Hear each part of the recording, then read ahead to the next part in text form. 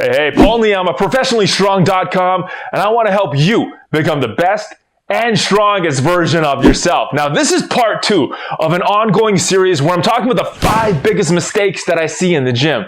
Last time, in part 1, the first mistake that I talked about was going too heavy.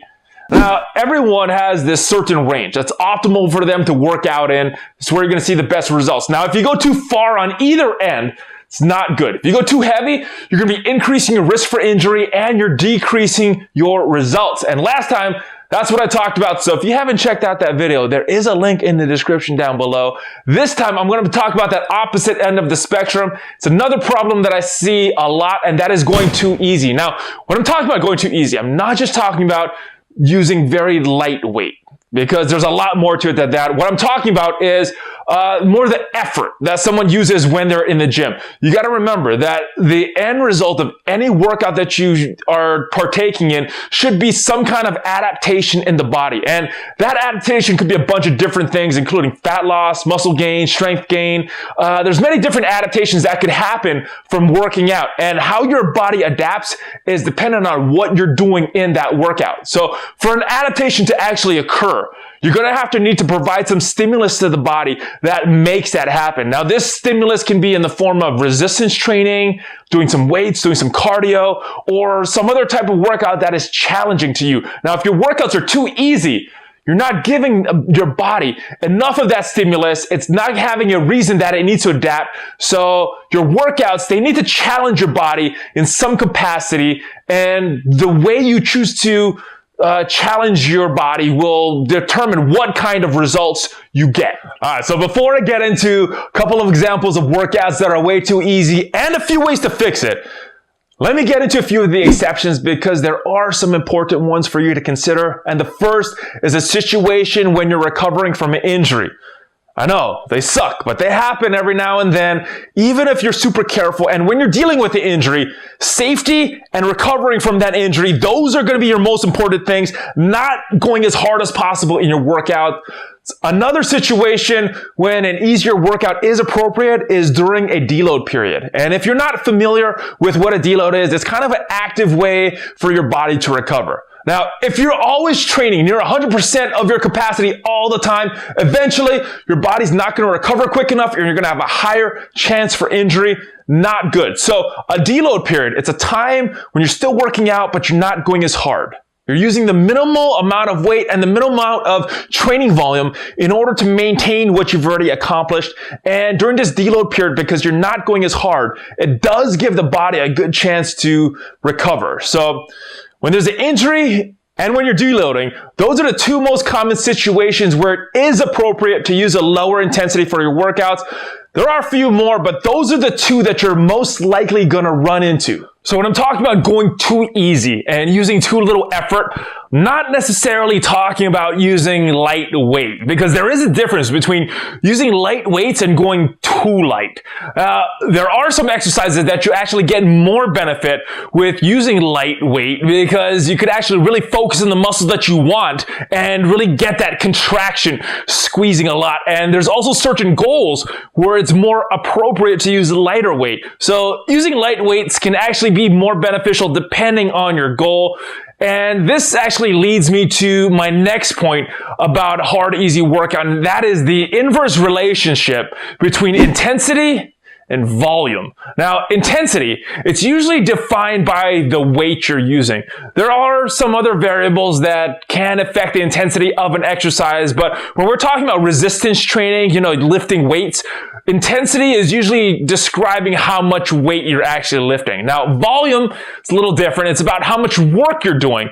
And this can be defined by the amount of reps that you're doing, the amount of sets, the overall amount of work that you're doing in a particular workout, or the overall work that you're doing in a week. And the higher your intensity, the lower your volume needs to be to see a good training effect. And the opposite is also true, because the lower intensity, the higher your volume needs to be to see a good training effect as well. And with that said, you need to find the right amount of intensity and volume that's appropriate for your goal so you could get the results that you want. So again, if we look at the optimal training range, both ends, they're not good. They're both extremes. Now, too much intensity and too much volume, not good, could lead to injury. Too little intensity and too little volume, not good, because you're not really getting too much from your workout. All right, so let's take a look at a few scenarios where too little intensity and too little volume can come into play. And the first is with a total beginner. You know, when I usually start off with someone who hasn't worked out before, usually I have them using very light weight, and that's because if someone hasn't worked out before, normally they don't have the body control to do an exercise correctly. Now, using light weight for them is appropriate, but since the intensity is low, the volume needs to be a little higher in this case. So more reps, more sets, maybe a slower tempo so they get more time under tension. And that way their body can work in their optimal range to get the most results. So remember, less weight, more volume. And for total beginners, their optimal range might be a little lower than some other people. Now, another common time that I see people going too easy is when they are not following a program at all. So if you think about it, a program is kind of like your roadmap to get from where you are right now to your goal. And every time you have a workout, that workout should build upon what you've already done in your previous workouts. And if you think of your body like a car, each workout you do gets you a little closer to your destination. You keep moving towards your goal a little bit more and more each time. But having no program is like saying, hey, I'm living in LA, I want to get to New York, I'm just going to go do a little driving and hopefully I'll get there. You know, maybe you will, but it's not very efficient. What does this have to do with going too easy? Well, there is a principle that I talk about a lot. It's called progressive overload. Talk about this all the time. And basically what this means is over time, your workouts need to be getting harder and harder. And when you do this, you're able to build upon your previous success. It's like in that driving example. If I'm starting at LA, and I want to drive to New York, I start driving, let's say I get to Vegas. The next time I drive, I'm starting at Vegas because I've built upon what I've previously done in the previous workout. So I'm starting at Vegas. I'm not starting all over from LA. Person without progressive overload in the program, each time they drive, they're starting back at square one because they're not building upon their success. All those miles that they've driven, they have to do them over because they're doing the same exact thing. In driving, doesn't make sense. And when you think about it, in a workout, it doesn't make sense for that either. But if you walk into a commercial gym, you'll see these people all the time. These people, they've been coming in for years, doing the exact same workout. Same weight, same tempo, same reps, same sets. The intensity, volume, they have been the same for years. And so have their results. And that is not what you want to happen. So how can we create a change in the body to solve this issue? Well, if we want to keep getting results, we need to increase the intensity and or the volume over time. Now, it doesn't need to be every single workout, but over time, we do need to make the workouts more and more challenging by increasing one or more of these variables. And the easiest way that most people end up doing this is by increasing the intensity by adding more weight. Of course, you do need to control the weight before you add the weight, and you do need to be able to do the movement pattern correctly before you add it, but it's a nice simple way to increase the intensity. We can also increase the volume over time by adjusting the amount of sets that you do in a given workout or the amount of sets that you're doing in a given week. You can also increase the time that your muscle is working under tension by increasing the amount of reps that you're doing or by slowing down that tempo. Another thing you could do is replace a real easy exercise with something that is a lot more challenging. You know, there are endless ways that we could make a workout harder, and a good program should address this. Now, if you are not on a good program, then you're going to need to make sure that on your own, your workouts are getting harder by adjusting some of these variables on your own. All right.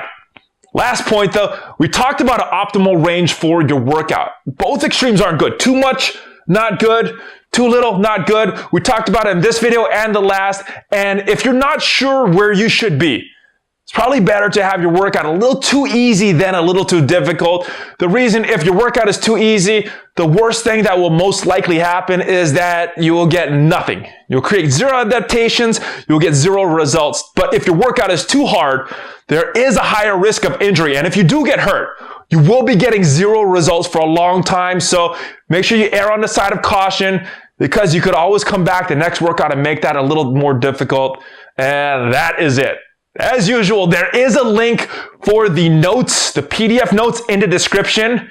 If you like this video, found it helpful, please subscribe to the channel and smash on that like button. I am on Instagram at Professionally Strong. I'm on there every single day. If you want daily tips, motivation, check that out.